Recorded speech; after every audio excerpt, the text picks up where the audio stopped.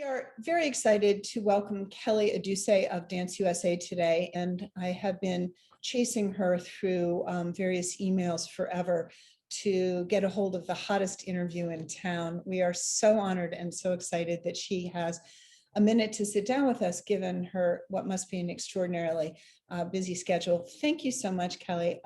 We're absolutely delighted to welcome you to Global Conversations. Frankly, we couldn't have this conversation without you. So to get us started, can you tell us a little bit about your background and what led you to Dance USA? Yes. Well, first, thank you for having me. It's a pleasure to be here and to be in conversation.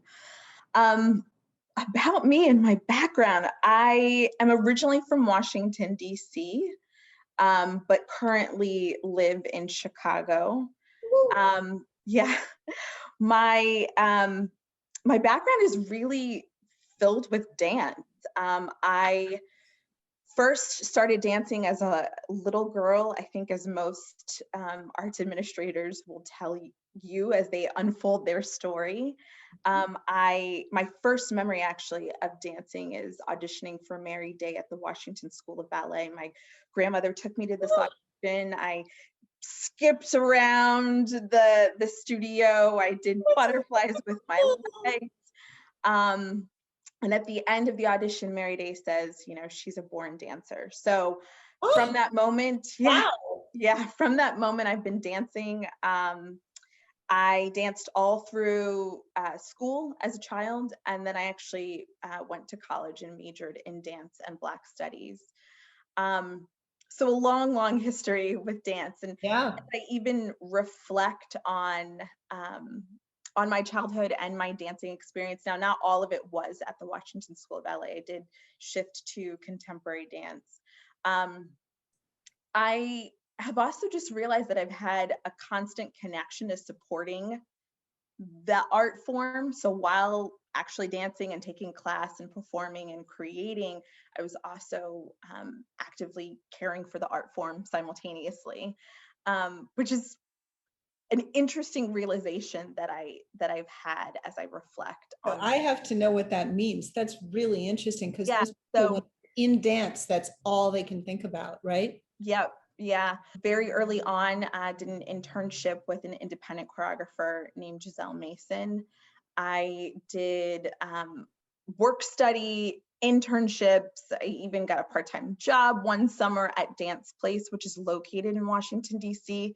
And I would consider it growing up as a second home because I was there during the weekdays. Yeah, I was there all the time. I was there during the weekdays. I was there on the weekends. If they needed someone to usher a show, I was there to do that. You were hooked. I did.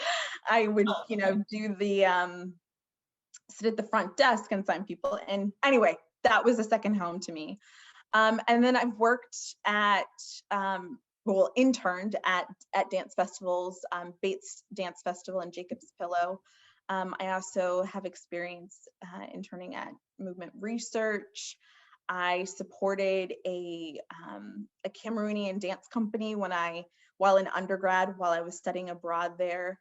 And when I was in college, it's really funny. And I don't even know how this happened, but as I started dancing in college, everyone knew, like, if you wanted to dance in the fall or spring production, you needed to come to Kellee. And I would put up the flyers for the auditions. I would help run the auditions. So it was always dancing and yet also caring for the form. And I think that experience is really what led me to Dance USA. I did have a job that was just a job. That was tremendously unfulfilling. It was literally just a paycheck. And I really struggled every day to get up and go to work. I am a very passionate person, and I try to live my life with great intention and purpose. And so I really wanted a job that was fulfilling. And there was an opening for Dance USA. I applied. It was the office manager and board liaison, and I got the job, and I started there as the office manager and board liaison, and then quickly transitioned into the membership manager position, which then transformed into director of member services. and now executive director. That's wonderful. Yeah, yeah. And I do also just want to take a moment to just acknowledge like my grandmother and honor her in this conversation. That's wonderful. Literally every moment of my life, she has been there encouraging me to continue moving forward. She introduced me to dance. We shared that love for the art form, and she constantly encouraged me to take risks and be courageous and pursue my love of the art form, no matter how it manifested. So I just like deeply grateful to her and just want to That is so lovely. elevate her in this conversation. That is so lovely. And right back at you about grandmothers. My grandmother, Jean Busey, was a early civil rights activist and a very early feminist and very early environmentalist. And all the work that so the Trailblazing Women, which you would know at TTW, I've done in her honor. In her, I think she was in her 80s, at least her 70s, she tied herself to the Illinois State House gates in support of the Equal Rights Amendment. She was about 4'11", and she would hop over fences collecting seed samples because she was worried about sort of monoculture, and her stuff's now down at the University of Illinois. So let's hear it for our grandmothers, right? Yeah, yeah. These amazing, powerful women, right? Yes, yes. Gotta love a wonderful grandmother. Absolutely. You know, I'm listening to the way you talk about your relationship with dance, and we just finished interviewing Alexei Kremnev of ANA Ballet Academy here in Chicago for this same series. And the way he talks about it is being in service to the art form, that it's almost a devotional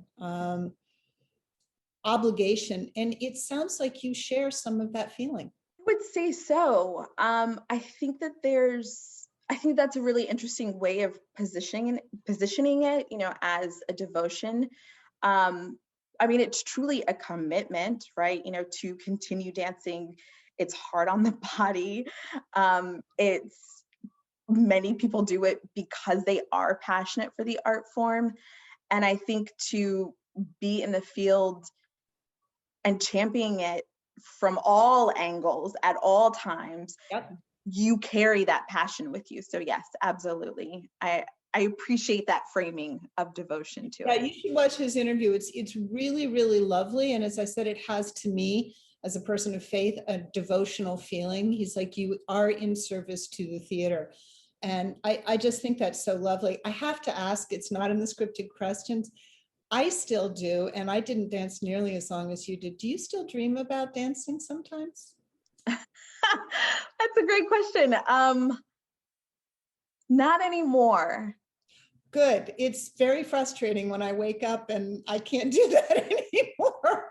Yeah, not anymore, but I do have 2 young children, so there are many moments where we can be creative, and I don't dream about it, but I do move still, you know, rolling around on the floor and doing sort of silly numbers with them. So still active, but it's not in the cerebral any longer. So good, because I recover memories of class while I'm sleeping, and I'll wake up and I have the feeling of my toes and pulling like my bloody toes and pulling that off, or the smells of the studio. It's both awful and terrible. Okay, so let's talk about Dance USA, the National Service Organization for Professional Dance. You offer a myriad of resources and programming. You do so much, as I was saying before we started recording. The amount you've managed to already do, how fast you moved the organization in a very short time is really extraordinary. So what lights you up? What are you working on that makes you like, yes, I want to dig in on this? Yeah. So as you mentioned, Dance USA is the national service organization for professional dance. We are member-based, and we do serve a broad cross-section of the dance field. Our membership ranges from dance companies, presenting organizations, local dance service organizations, agents, students, independent dancers. So it really does range. Big. Yes, it's big. It's big, encompassing. We were founded to be a place of networking and collegial support for dance administrators and artists. We do research on the field and also to be an advocating body for the dance field on Capitol Hill. And what astounds me and really grounds me in our work is that almost 40 years later, we are still doing those things, convening, research, advocacy, and now we have a new core service of archiving and preservation. So it tells me that these are relevant, needed services for the dance field. Our mission is propelled by our belief that dance can inspire a more just and humane world. Dance USA will amplify the power of dance to inform and inspire a nation where creativity and the field thrive. And that resonates a lot with me. And our mission is to champion an inclusive and equitable dance field by leading, convening, advocating, and supporting individuals and organizations. So again, like our core services, what we were founded to do, still showing up. We do, through our core services, which are focused on the engagement, the advocacy, the research, and the archiving and preservation. We do it all through a lens of our core values, which are creativity, connectivity, equity, and integrity. And we do all of that work through centering, really, equity and justice. So I think it's a little funny when you ask, like, what lights me up, what is my favorite program, because as a mom of more than one child, I have learned to not pick favorites. Yep. Yep. Exactly. I really am excited by all the work that we do, and that we do it through an anti-racist lens, and that we are actively, through our practices, trying to dismantle white supremacy culture and decolonize the spaces that we show up in. And how does that manifest in our organization? It comes through our conference and our national convenings. It comes through the field-wide trainings that we offer. It comes through our Institute for Leadership Training, which is a one-on-one mentorship program that is specifically geared towards BIPOC artists and administrators. It comes through our choreographic repository, which is a recentering of our ecosystem, so to speak, by putting artists at the center and helping them connect with presenters or with dance entities that want to create and find new works. It comes through our archiving and preservation work. It comes through our regranting. We have a regranting program called Dance USA's Fellowships to Artists, which is a national program that supports individual artists that are addressing social change through dance within one or more communities that they are connected to. And we are grateful to be fully funded for that program through the Doris Duke Charitable Foundation. And through our research, we do have a director of nonprofit dance ensembles on our site, which was really an expansion of a tool that we had years ago that was quite limiting in terms of the parameters. And so we said, you know, the dance field is not just X, Y, and Z, it's much broader. And so we broadened it. And I think we took our national company roster, which is what it was called at that time, from some like 300-400 some dance companies to thousands of entities. So every day we strive to embolden our work through this lens, animating our mission and our vision with intention and purpose so that all parts of the ecosystem may thrive and not simply just a tiny piece. All that being said, I do want to amplify the work that we are doing around our federal advocacy, just given because that work has been so timely. So as I mentioned, advocacy is one of our core services. It's baked into our organization's DNA since its founding. Dance USA represents its members and the field in front of Congress, federal government agencies and the White House with a broader arts field to advocate in development of the national policies that recognize and strengthen the dance field. Dance USA does all of its work in a bipartisan way in coalition with other nonprofit performing arts organizations. And specifically, I want to elevate the Performing Arts Alliance, of which Dance USA is a founding member. In partnership with the broader nonprofit community, Dance USA works with independent sector and the Charitable Giving Coalition on issues that impact the nonprofit sector. So again, now broadening, not just dance, but the nonprofit sector. Yep. And we focus some of our areas on advocating for increased funding for the National Endowment for the Arts, which I'm really proud of us this year for having moved the needle on that. Yep. Improving the visa process for foreign guest artists, ensuring the arts are a part of our nation's infrastructure, and that's really coming up in the recent the American Rescue Plan. Tax policies, specifically related to charitable giving and net neutrality, which always is a bit fuzzy for me, but the way that I understand it, it's just ensuring that the internet stays open and accessible for all. So in the time of COVID, over the course of this past year, we have witnessed, which is astounding, over 10,000 letters from dance artists, dance makers, dance administrators going to Congress to support federal emergency relief packages. We've witnessed an increase in the National Endowment for the Arts' budget, as I just mentioned. That was a huge win for us, 7 million over increase, I guess I should say, which is the largest in 10 years. We also designed a Get Out the Vote campaign and around the 2020 election and provided an election analysis. Afterwards, we've connected our members with their elected officials. We do that all the time, but given this past year, it was particularly important. Our government affairs director, Tony Shivers, he has been a tremendous support to our members and has really flexed his deep listening skills to ensure their questions are answered and that their concerns are taken directly to congressional leaders so that our leaders of this country are hearing us. That's phenomenal. Wow. So we, almost where do I start here? But you have a staff of 500, right? Right. I wish. No, yeah, we are a small but mighty team. Yeah, apparently. We intersect in a number of areas, Dance Data Project and Dance USA. One of the things that I will geek out with you on is archival and preservation.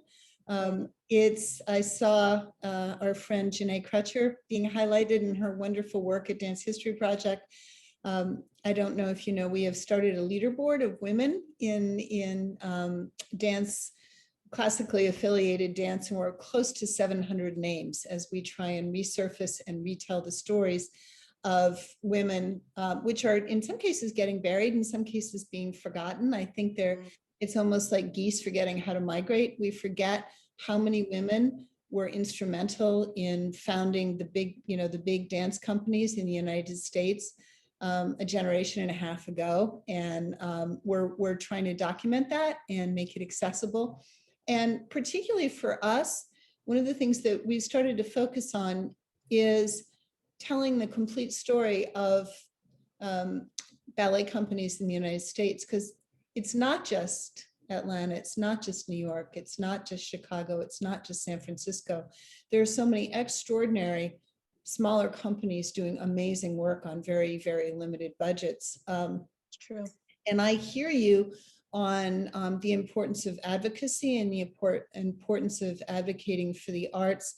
One of our platforms during the pandemic is how women in particular have been affected by the pandemic. And as a mom, I'm sure you get the multitasking. And so we wrote I don't know if you've seen it, we wrote a blog for Americans for the Arts talking about how the She Session really is an art story, particularly in dance, because so many of the workers in the dance industry are women, right? And they're, I've talked to female choreographers who have to, make a decision between taking a fellowship or staying home with their kids. I mean, it's really, really not easy. Which brings me to a question that we could do a multi-part series on this alone. What are some of the challenges that you see facing the industry as hopefully the light is beginning to dawn and we see our way out of the pandemic? Gosh, that question could go on and on and on. I mean, I think it's a really big question. I'll just start off by saying that. And I do want to bring in and offer a thought related to that question, that the challenges that the dance field is facing are not unique to the dance field. I wish they were, but they're not. And what I mean by that is that I think that the challenges through my lens, or as I see them, are challenges that our country is facing, our world is facing. What I'm talking about are major implications around physical and emotional and mental health. We need to all be considering how our lives and the work that we choose to do intersect and impact the environment. We are all impacted by systemic racism and systems of oppression that have been institutionalized in this country and in the world, and we need to be mindful as to how they show up every day in our lives. And I think that over the course of this past year or several years, there have been many moments that we have felt those systems impacting us in a very tactile way, and access to resources. So I guess I would frame the question or my response perhaps through a perspective of how are these challenges showing up in the dance ecosystem? When I think about, in particular, racism, it has been institutionalized in our country and sanctioned by our government, baked into our foundation. Racism is an invisible structure through which we live our lives and make choices. It impacts our work, it impacts our relationship, it impacts how we show up every day. None of us created these structures, but every day, in one form or another, we're paying into the system. I think we need to understand that. We need to own that. That is truth in order to combat racism, in order to undo it, undo our racist practices, shift our ideologies, address white supremacy culture, know what the characteristics are so that we are actively undoing them. Thinking about how it shows up in the nonprofit sector, understanding that white privilege exists, it is real, and that our society constantly centers whiteness, and just understanding that, knowing it, owning it, and then actively, with purpose, countering it. These systems, they are structures that harm everyone, no matter one's race. We need to continue educating ourselves so that we can fully face and understand our country's history. We need to seek out anti-racist trainings and really commit to becoming aware and manifesting alternative modes of being that are anti-racist and more inclusive, to be aware and understand our implicit and explicit biases, to be incredibly intentional about how we're living, the choices that we're making, the relationships that we are forming, the dynamics. I mean, the other thing is like the power dynamics and how power shows up in the ecosystem and how it plays out in our lives on a daily basis, which really then, for me at least, centers me on allyship. Allyship is that commitment to showing up for another. I love this quote by Arlen Hamilton, who says, allyship is showing up the way you would show up for your sister or your mom or a child for a stranger. It is not easy, it is not comfortable, but that's what allyship is. So I think that the field and how it shows up in the field, it's really going back to allyship and seeing one another deeply for the first time. I'm going to go back to Dance USA's core services and our core values. One of them I mentioned being equity, which we clearly define as meaning and how we commit to doing our work, which is to strive to remove the boundaries erected by a legacy of racism, of classism, ableism, ageism, homophobia, transphobia, sexism, gender bias, xenophobia. We work to dismantle institutional racism and systemic oppression that attack the dance field's progress, impede creation of work, and negatively impact dance audiences and communities. So when we talk about racism, we also need to elevate and remember those other isms. I'll say that this summer, when our country witnessed the murders of George Floyd and Breonna Taylor and Ahmaud Arbery, Dance USA recommitted itself to its core values. And we did go through a series of allyship trainings. And for me, those trainings were so impactful. We did them as a team. Our board did those allyship trainings, and we did offer them to the field. And from them, I really leaned into the power of allyship, that no matter who you are, no matter how marginalized you may be, that you still have the power and have the ability to show up for others that are marginalized. So I think that that's powerful, because it's not just one, but we can be many. And in order to undo these systems, we really do have to be moving together in a collective. So how do you see that translating, particularly for the very large companies, most of which are run by men? How do you see you using allyship, but also the resources of Dance USA to make some changes in the systems that are, as you said, I believe you said baked in? Yeah, they are baked in. I mean, I think that it's the compassion and empathy, right? So the leaders of these companies need to understand and lean into supporting those that are not like them, understanding those who are not like them, showing up for others who are not like them. One thing that I will note is with the recent murders on March 16th of the Asian American and Pacific Islanders that have been brutally attacked over this year, that is definitely one way to show up for others. Dance USA, the entire team, we are participating in a bystander intervention training in response to those horrific, the horrific violence that is happening. And I think that it's that head-heart connection, right? We're so busy trying to be in the business and thinking that being inclusive is separate from getting the work done, and it is not. It is very much present in the work.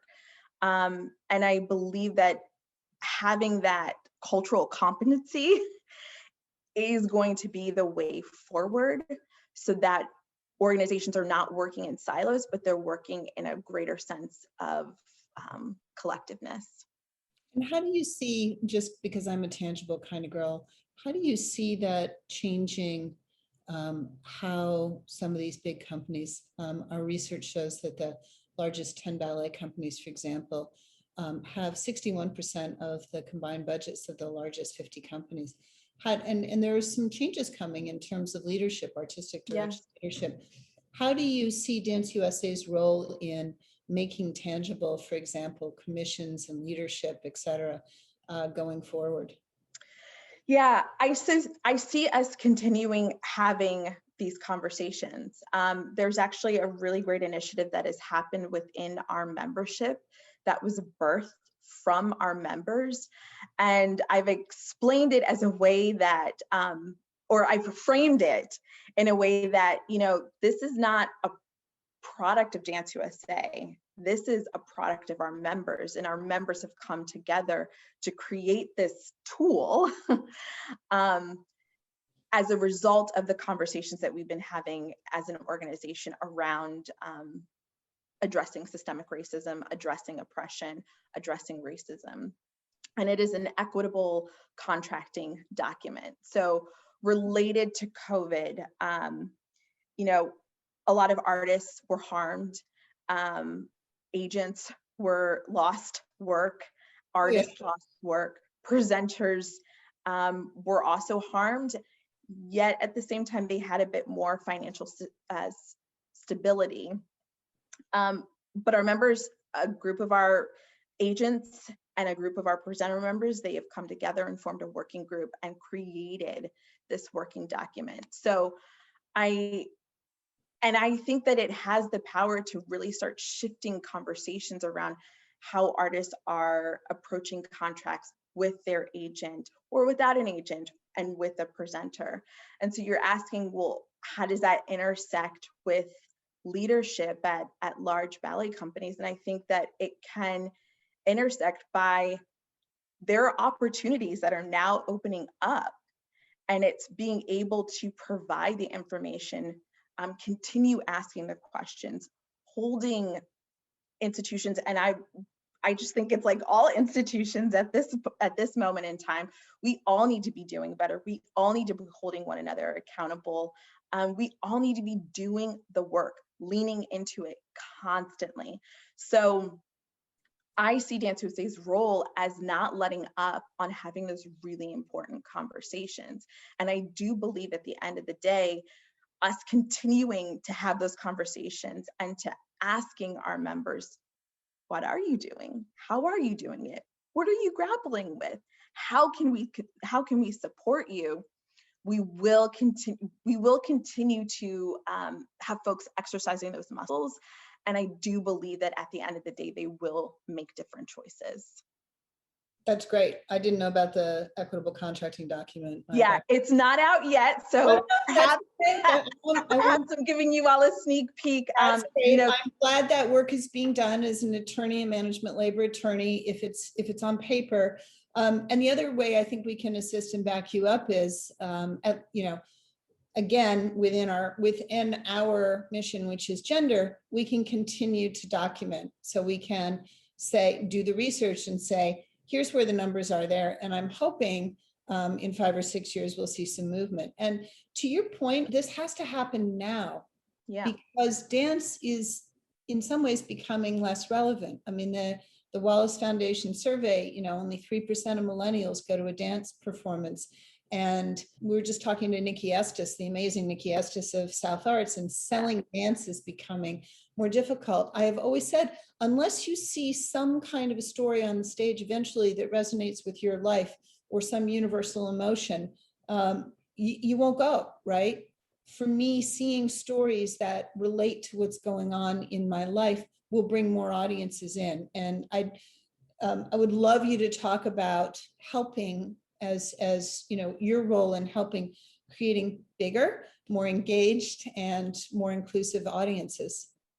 We do have a beautiful repository on our site. Our website is in flux. We're getting a new website soon, but that resource will be added back. That is a searchable, what they call cookbook of different engagement practices for whatever sector or community that you want to more deeply engage in, and different kind of methods for engaging audiences.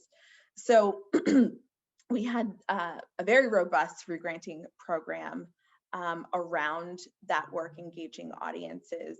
And I do believe, and the resource is still there, so it's still accessible, but the real work around engaging audiences and changing that, I do think at this moment in time is really focused with the companies and the presenting institutions. One of our previous rounds had the brilliant Professor Zanny Voss from SMU Data Arts, and they've done, she's amazing. And they've done some research around turnaround organizations, what what is characteristic of a high performing organization. And it wasn't just dance, it was multiples. And one of the markers that she talks about, sorry, that's the dog. Yeah.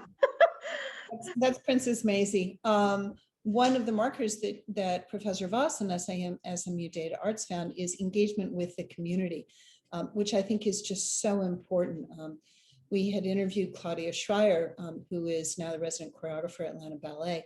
And I was so impressed that she really made it part of her contract with Atlanta Ballet that there would be outreach to the community, that there would be specific and committed engagement to bring in new audiences. And I actually thought that was really exciting. It's the first time I'd heard a resident choreographer talk about that. I do know that then, yeah, go ahead, please. I just was going to also say that, but there also needs to be a lot of trust, right? I think that there's arts institutions that are predominantly white. They're going to need to put in the work around equity and need to know that it's not going to manifest tomorrow, right? Like this is, especially if it's coming from an authentic place, this is forever work. This is work that needs to be embedded in an organizational structure. It needs to be a part of your culture. It needs to be a part of how you are showing up for one another as a team within the institution, how you're showing up in your community, and how you're showing up in the national dance community. So that is an incredible example of how she is able to use her position of power and privilege and be an ally, right? Let's go back to allyship and be an ally for the communities that she wants to bring into the ballet and connect with the ballet.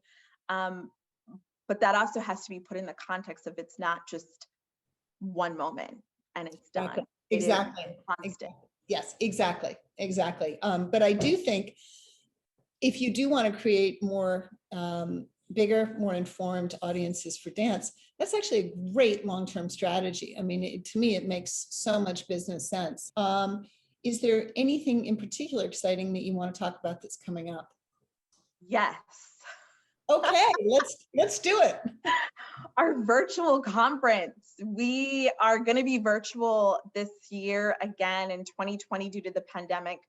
We quickly pivoted to a virtual convening, and this year, given the ongoing challenges in state that we are in with the pandemic, we're going to be virtual again this year. The dates of our conference are June 14, 15, 16. And then we will also have some post-conference activities taking place the days following. Our goal for any Dance USA convening is to bring the dance community together, giving folks an opportunity to connect, reconnect, get re-energized, ideate, ask provoking questions of each other and their colleagues, and problem solving. And so I am really excited for our upcoming conference. We not too long ago closed our call for content, which is Dance USA's way of sourcing and asking the field what ideas or conversations or content do you want to see represented in our conference schedule. All of those call for content is now with our programming committee, which is comprised of Dance USA board members. They are thoughtfully and thoroughly reviewing it. And from those ideas, we will start to really curate our conference. I'm excited by some of the conversations that are coming up based on the ideas that were submitted. Obviously and naturally, COVID-19's effect on the field and what the future will look like. So check back with me in June, July. I might have a better sense of I can look into the crystal ball and tell you. Emergency preparedness, which I think is really important given the environment that we are in, and I mean like the literal environment, the wildfires we've experienced, the flooding that has plagued some of our southern states, the tornadoes, So another set of them going through today, as a matter of fact, and then we were driving back through Texas. I mean, what the heck, Kelly? We're supposed to be a first world country, and yes, power outages for days and days and days. It's yes, so heck yeah on the yeah, emergency preparedness, yes, 100%. yes. I have to, oh, I'm sorry, go ahead, please. Well, I just was also going to say, conversations around equity will certainly also be centered at our conference, as well as mental health and well-being, and of course, marketing and fundraising. So yeah, we're excited about how many days is that conference going to be again? I know, right? 3 days, and then we will have again some post-conference events taking place. In particular, our dance business boot camp, which has had to pivot to an online space. It's primarily for independent artists and dance companies with budgets of 200,000 and below. Yep. And then we will also have an archiving and preservation workshop. Ooh. That department is doing some great things. I want to sign up for that, because I am truly a geek. That's Please do. That's the cool stuff. I have to ask on a personal level, you know, you're coming in as the CEO during multiple pandemics, right? So not just, you know, it's an economic pandemic, it's a cultural pandemic, it's a health pandemic. Have you been able to take a little bit of time and space just for you, or is being a mom, I think your kids are school age? Yeah. Yeah, I have we do have one that's school age and one that is not. Okay, so that may be even more of a challenge, right? Yeah. The one that's not in school, that's not school age. I was telling someone earlier that, you know, she's living her best life, you know, wakes up when she wants, no structure. Oh, that's great. Why can't it go on forever? Exactly. Yeah. Oh my goodness, but all good things must come to an end. So you're like, yes, please. Well, Kellee Edusei, thank you so very much. Thought-provoking. Actually, I'm just going to say it, inspiring. Thank you so much. It was wonderful. Thank you. Thank you.